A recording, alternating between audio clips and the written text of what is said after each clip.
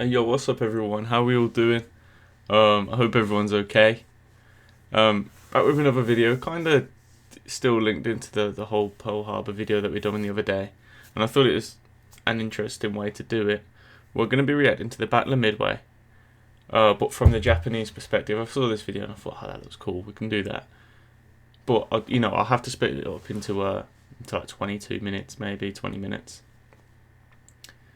Yeah, I might have to do that for all of them. I'll see if we can get away with it, but if not, I'll just chop it up. But yeah, I thought out of this we could maybe... In England, we're not really taught much about the Pacific Campaign. I know, what I do know, I kind of know from my own research. But yeah, we don't really touch upon it.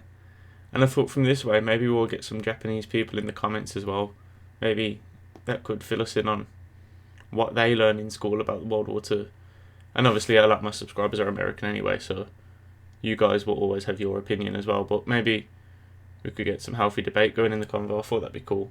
Maybe I'm wrong. Maybe I'm wrong. But either way, it's going to be interesting to watch anyway, so it doesn't really matter too much. But yeah, let's get into it. It's been 6 months since the attack on Pearl Harbor, and so far, the war has been triumphant for the Empire of Japan. They had achieved a string of victories across the Pacific and had captured many research-rich territories. However, Japan still found herself in a difficult position. Despite all of their successes, their biggest opponent, the United States, had yet to show any signs of surrendering. This was worrisome. Japan needed to end the war quickly before the US, with its mighty industrial strength, ultimately defeated them. So what Japan needed was to win a decisive battle, one that would demoralize the Americans and finally bring them to the negotiating table. It was considered that America's center of gravity was its Pacific Fleet, primarily its carriers. Destroy this and you destroy their will to continue the war. Therefore, the only chance Japan had of winning this war was if the American carrier fleet was destroyed. But the question was, how to provoke the carriers from leaving its safe base at Pearl Harbor? The answer: attack an objective the Americans wouldn't relinquish without a fight. And after much debate, it was decided that Midway would be that objective. Okay. If the Japanese attacked and invaded Midway, Sorry, at this point, have the Japanese already took the Philippines, or is the Philippines still untouched? Because I know that's they're kind of like a protectorate of the United States. Maybe it will tell us. Americans would certainly respond in force, and this would finally give the Imperial Japanese Navy a chance to annihilate the American carrier fleet once and for all. And thus, Operation MI was created with the objective of capturing Midway and destroying the Pacific Fleet. The Japanese premised their plan on achieving surprise, and therefore would have to make the 3,000-mile voyage on radio silence. Also, they were to disperse their forces in order to avoid detection and mask their intentions. In conjunction, there was another operation to the north to take over the Aleutian Islands, which was codenamed Operation AL. And so on the early hours of June 4th, all the forces were in position to attack a small, tiny atoll in the Central Pacific. The stage was set for one of the most epic engagements in naval history. This is the Battle of Midway. Okay. The battle will be told from the Japanese perspective. The fog of war will be included during this video. That means you, the audience member, will only know the positions of the Americans the moment the Japanese commander knew of it. Okay. This is to put the audience member in the commander's seat to see how they would have reacted themselves, given the unique circumstances and complex scenarios that plagued the Japanese on the morning of June 4th. Sorry, I'm already thinking it was weird. It was a weird decision. Now I'm not sure what the defense is like at Midway, but during the attack at Pearl Harbor, to not have landed ground forces at Midway, like as kind of like a joint task. But maybe we'll see that there was too much defending Midway. I'm not too sure. So to start off, let's see who the commander was and what his forces were. Spearheading the MI formations were 4 top-of-the-line fleet carriers of the 1st Mobile Striking Force, also known as the Kido Butai. This was the most destructive offensive weapon the Japanese Navy had, and would be the main protagonist of the upcoming fight. Its commander is Vice Admiral Nagumo Chuishi. He was 55 and had assumed command of the 1st Air Fleet in April of 1941. He didn't get this post because he had naval aviation experience. In fact, he has specialized in torpedoes. He got the job simply based on seniority. It was said his command style lacked decisiveness and that he was too reliant on his staff. Nevertheless, in June of 1942, he was the most experienced carrier commander in the world. Nagumo had 4 carriers with him this day. His flagship was the Akagi. The Akagi was the oldest and longest of all the flat tops. She had a large aircraft capacity, and since she had been converted from a battlecruiser hull, possessed a high speed. The Kaga was a battleship conversion, so this made her the least maneuverable and the slowest of the 4. But she did embark the most aircraft. While typical squadron strength was 18, she herself carried 27 carrier attack planes. Jeez. These 2 carriers were the stolid warhorses of the Kido Butai. They packed a mean punch and were not to be messed around with. Next came the 2 dashing cavaliers of Carrier Division 2. They were the smaller but more nimble Soryu class. They were designed from the keel up, had a good air group size, and a very high speed due to their light hulls and construction. However, the downside was that they were lightly armored. The Soryu came first, being commissioned in 1937. She was well liked in the Navy.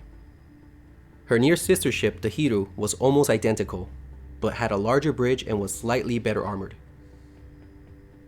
Rear Admiral Yamaguchi was the commander of carrier. It's crazy that it appears at this point that no 2 carriers are the same. I know we done that how the aircraft carriers are built the other day, and even the ones that are meant to be identical, were in themselves a little bit different. Division 2, and he made the Hiru his flagship. He was another high-ranking member of the fleet and was known to be an aggressive, hot-tempered commander compared to Nagumo.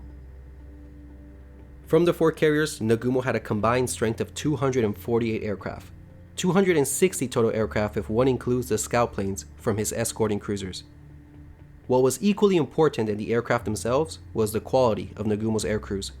It wasn't a stretch to say that at this point in the war, the best naval pilots in the world were on board these 4 ships. Okay.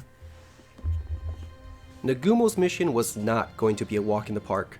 He essentially had a dual mission. 1. Take out Midway. He needed to neutralize the base and its aircraft before the invasion convoy arrived 2 days later. And task number 2 was to keep a lookout for enemy carriers that might appear in the defense of the islands.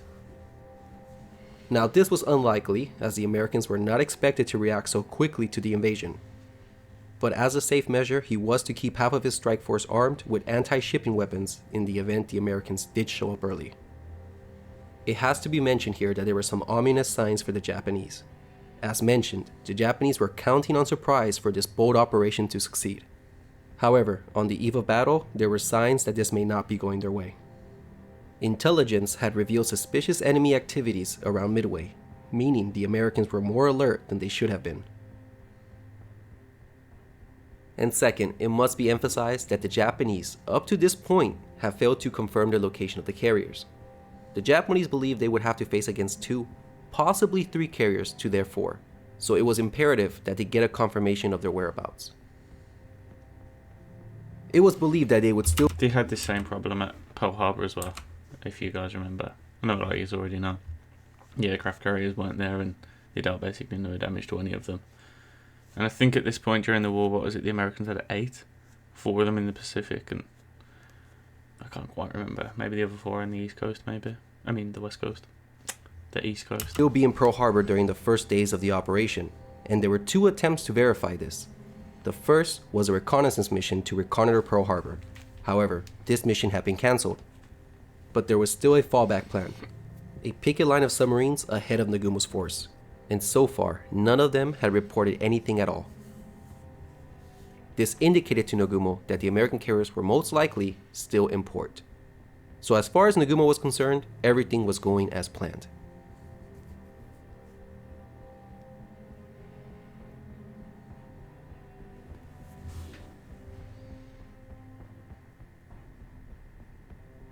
Dawn, June 4th. Compared to the scattered cloud cover to the northeast, the Kido Butai found itself under low but light cumulus clouds. The carriers continued to steam into the wind, which was coming from the southeast, to prepare for the air raid. At 0430, a strike of 108 aircraft was launched against Midway.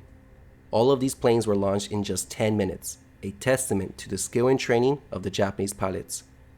Leading the strike was Lieutenant Tomonaga Joichi. He was a veteran of the air war over China, but this would be his first combat sortie against the Americans.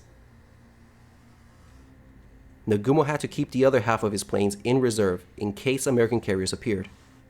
The pilots in this group were the A-Team, the best the Kido Butai had to offer. Akagi's torpedo squadron was said to be the best in the Navy, while Carrier Division 2 had the reputation of having the best dive bombers. Any report of an American carrier, and these pilots would make easy work of them.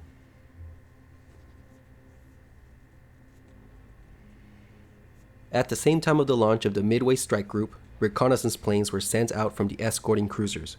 The search consisted of 7 lines, 6 of which stretched out to 300 miles.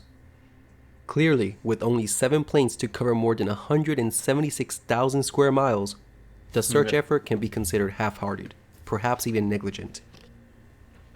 But in Nagumo's defense, it must be reminded that this was a precautionary air search. Simply put, Nagumo and his staff were convinced that no enemy carriers would appear this early into the battle. Although, I would say criticism is justified. I mean, given the fact that Intel reported suspicious activities around Midway, and given the bad weather in the area, Nagumo should have doubled his search efforts as a safety measure. It's what a prudent commander would have done. Anyway, the launch of the search planes went well, except that the launching of float plane number 4 from the cruiser Tone was delayed for 30 minutes.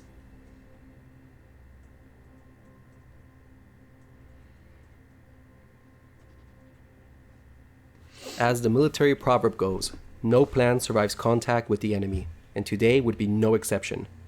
The operation officially began to unravel at 0532. An American Catalina PBY was spotted surveying the Kido Butai. Damn, Nagumo had been spotted, meaning surprise had been lost. This meant that the Americans would be able to get their land-based aircraft airborne before his strike arrived.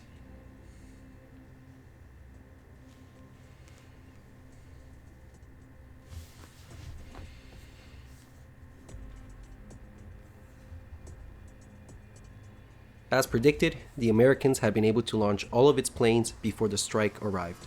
The bombers went to attack the Japanese carriers. Only the fighters stayed behind to defend the islands. These were 18 obsolete Buffaloes and 6 Wildcats. They intercepted the Japanese at 0620, 30 miles from the base. They never stood a chance with the more agile Zeros. In the ensuing battle, 13 Buffaloes and 2 Wildcats were lost. Okay. The Carrier Strike aircraft pushed through and began their bomb runs. Carrier Division 2 level bombers struck first at 0634. The dive bombers would come next at 0640. On Easter Island, the power plant, command posts, gasoline lines, and mess hall were destroyed, but damage to the runways was minor. On Sand Island, the oil tanks were set ablaze and the water lines were hit. A seaplane hangar and various base facilities were also destroyed. For their effort, American fighters and anti-aircraft fire destroyed 11 Japanese planes. Another 14 would be rendered unserviceable when they landed back on their carriers. That's a 23% loss. The damage to Midway support facilities had been heavy, but the base wasn't out of the fight. The air group commander, Lieutenant Tomonaga, looked back at the condition of Midway and with great dissatisfaction had to report back to Nagumo that a second strike was needed to neutralize the base. Okay, I know I'm not talking much. It's just because I don't know anything to add. I've got nothing to add at this point, so this is all new to me, so you probably won't hear much from me until I recognise something that I already know.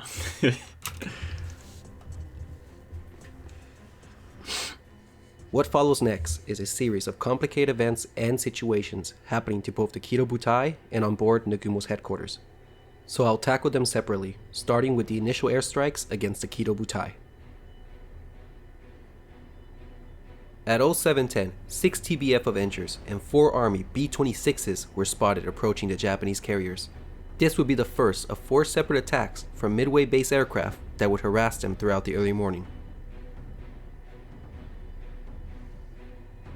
Over 30 fighters were sent to destroy the 10 American warplanes. The Avengers selected the Hiru. Zeros swarmed over them, and one by one, the torpedo bombers were shot down. Only 2 were able to launch at the Hiru, but from extreme range, and they missed. The 4 B-26s, which had been modified to carry torpedoes, went for the Akagi. Only 2 were able to launch, but they both missed. The real danger was posed by the last B-26.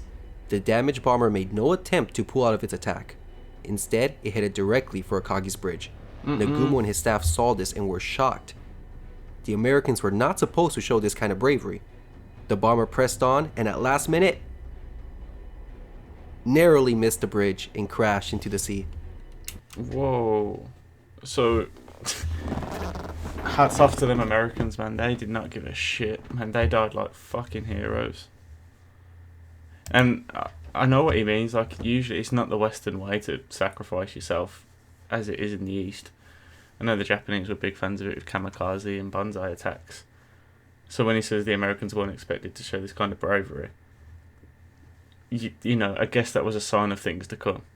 As much as we know that the Japanese were tenacious and somewhat fanatical in their defence, the Americans definitely had that in them as well. So it's interesting to see that displayed. Were shocked. The Americans were not supposed to show this kind of bravery. The bomber pressed on, and at last minute, narrowly missed the bridge and crashed into the sea. His suicide attack had failed, but surely it had given Nagumo and his staff one hell of a scare. Despite the bravery and determination, the attack had failed to achieve a single hit. 5 Avengers and 2 Marauders had been shot down. The Japanese lost 2 zeros. Half an hour later, at 07:53, a new force was spotted approaching the mobile force. 16 Marine Corps Dauntless dive bombers. 9 Zeros set out to destroy them. The dive bombers pressed on and went for the Hiru. Instead of going for a steep dive, ensuring accuracy, these planes conducted a glide bombing attack. They were clearly inexperienced pilots if this was their way of attacking. They managed to bracket the Hiru with some near misses, but ultimately no hits were scored. They lost half of their squadron, leaving only 8 survivors to return to Midway. The Japanese lost only 1 0. And shortly after that attack, 15 Army B-17s attacked from 20,000 feet. Jesus. At this altitude, the B-17s were immune to the anti-aircraft fire below them. However, this also greatly diminished their accuracy. They went after the Soru, Hiru, and Akagi, but the carriers below them had more than enough time to conduct evasive maneuvers and avoid the bombs. I guess you don't really... Well, I know for a fact I don't appreciate how maneuverable these ships are. It's hard to tell when you see like a video of one moving. At first glimpse, they do appear very slow. And you'd imagine that, for example, if these planes are going to hit this plane, that they'd have no problem doing that. But given the rate at which the bombers fall, and obviously this plane knows these are coming in this direction, and it's very hard for them to change their flight formation to this way, that they just need to get out of this line of sight. But what I'm trying to say is you don't really appreciate how maneuverable even the big ships are. Maybe it's just me, but it is definitely something I didn't notice. Their accuracy. They went after the Soru, Hiru, and Akagi, but the carriers below them had more than enough time to conduct evasive maneuvers and avoid the bombs. There were no losses on either sides, and no hits were scored. Only near misses on the Soru and Hiru caused any alarm. A remarkable set of photographs were taken at this moment. Jeez. Here's the Hiru dodging a couple of very near Sick. That is an amazing photo. misses. That's brilliant. Note the 3 fighters of Combat Air Patrol on their flight deck. Here, we got the Akagi, Nagumo's flagship, while under attack. Easily noticeable is the red rising sun painted on the deck. And the third picture shows the Soru. She's conducting a tight turn to starboard to avoid being hit. Carrier doctrine and flight deck operations need to be commented on here. During attacks, the main priority was obviously the defense of the carriers. This came in 3 forms: anti-aircraft fire, combat air patrol, and evasive maneuvers. Okay. Japanese anti-aircraft fire capabilities were very weak, so could not be counted on. So this left fighter cover and evasive maneuvers as the main forms of defense for Nagumo's force. There was a downside though. One, due to the evasive maneuvers that require wild and violent turns, it was obviously dangerous to spot or launch a squadron of aircraft while being bombed. Okay, yeah. So let's say you wanted to launch an airstrike, but then you found yourself under attack. It would actually be better to wait until the attack was over to then fly off for strike. And second point, as these pictures show, Japanese flight decks had to be kept clear anyways during air attacks for the replenishment of their own fighters. And this was rather frequent since the Zero had about 7 seconds of cannon ammunition. Fighters were given priority because they did after all provide the most effective measure of defense. Hence, the only activity you would see during attacks was the recovery, replenishment, and relaunching of these small packets of fighters. Okay. 3 at a time, sometimes 6 at a time. In other words, and the point I'm trying to drive in here was that, as a general rule, you couldn't launch a strike while under attack. So let's just say hypothetically that at this moment Nagumo wanted to send a strike. It was prudent to just wait until the attack was over, maybe 15-20 minutes, and then launch his aircraft. So maybe these attacks aren't being accurate or deadly, but they are hindering flight operations.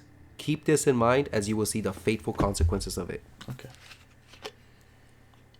Midway's final attack came at 0827. 11 old Marine Corps Vindicator dive bombers arrived from the southeast.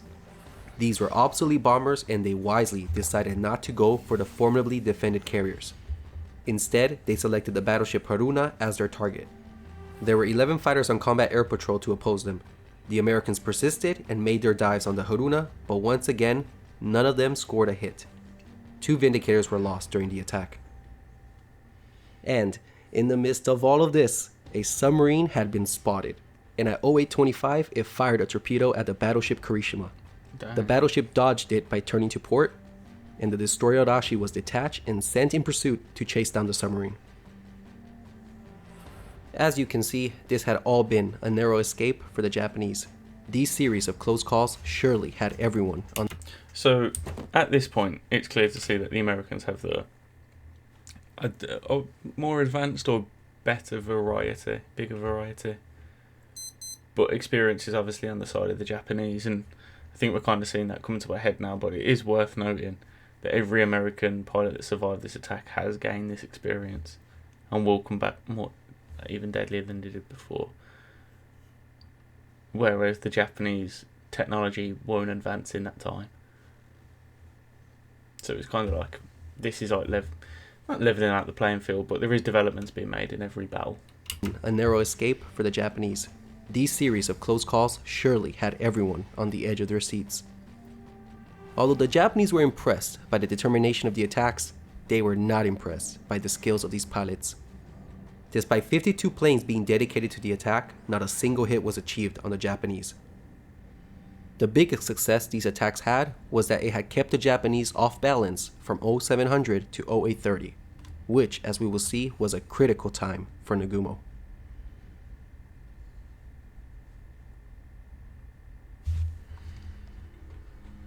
Okay, I'm going to stop this video there, but I'm going to record part 2 straight after. And if I can edit them and put them up together in one big video, I will. But if not, I'll just chop it up into 2 parts. But I'll end this here and then carry on pretty much instantly. So peace out, and like, comment, subscribe if you don't mind. That'd be great, man. Thank you so much, and I'll see you in a few seconds.